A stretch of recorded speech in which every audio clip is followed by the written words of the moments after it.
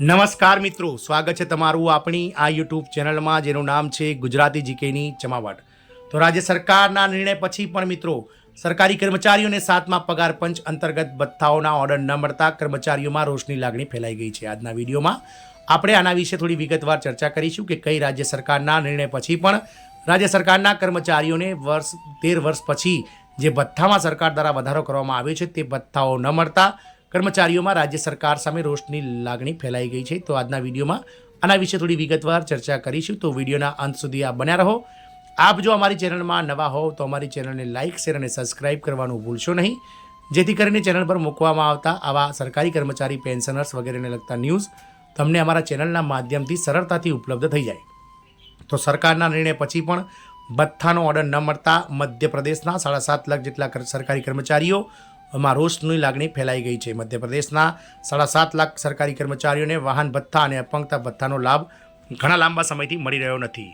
તો 13 વર્ષ પછી આખરે મધ્યપ્રદેશની મોહન યાદવ સરકારે રાજ્યના 7.5 લાખ કર્મચારીઓના ભથ્થામાં વધારો કરવાનો આદેશ ગત રોજ આપ્યો હતો। ગત રોજ કરેલા આદેશ અનુસાર 13 વર્ષ બાદ રાજ્યના કર્મચારીઓના ભથ્થામાં વધારો કરવામાં આવ્યો હતો, જેના કારણે લાખો કર્મચારીઓના ખુશીનો કોઈ પાર નહોતો। પરંતુ નાણાં વિભાગ દ્વારા અપંગતા ભથ્થા અને વાહન ભથ્થા માટેના આદેશો જારી કરવામાં આવ્યા ન હતા।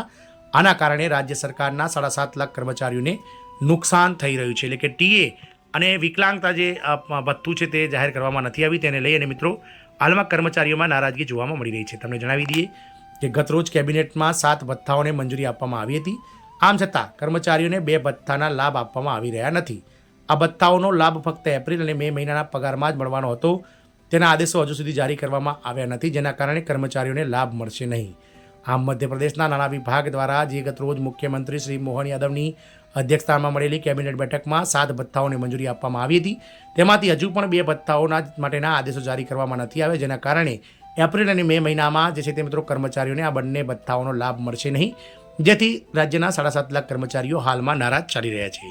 કર્મચારી સંઘે વિરોધ કર્યો છે। ત્રીજા કર્મચારી સંઘના મહામંત્રી ઉમાશંકર તિવારીએ જણાવ્યું હતું કે એપ્રિલ મહિનો પૂરો થવાનો છે। સરકારે 13 વર્ષથી ન વધારેલા ભથ્થામાં વધારો તો કર્યો છે, પરંતુ કેબિનેટની મંજૂરી પછી પણ આનો લાભ એપ્રિલના પગારમાં મળતો નથી, કારણ કે વાહન ભથ્થું અને અપંગતા ભથ્થું આપવામાં આદેશો હજુ સુધી જારી કરવામાં આવ્યા નથી। રાજ્યના તમામ વિભાગોમાં મૂંઝવણની સ્થિતિ પ્રવર્તે છે। 13 વર્ષ પહેલાં ભથ્થામાં વધારો કરવામાં આવ્યો હતો। તિવારીએ વધુમાં જણાવ્યું હતું કે મોંઘવારીના યુગમાં કર્મચારીઓને મોંઘવારીથી રાહત મળવાની કોઈ આશા નથી, કારણ કે 13 વર્ષ રાહ જોયા બાદ વધેલા ભથ્થાની ચૂકવણી માટે કોઈ આદેશ નથી।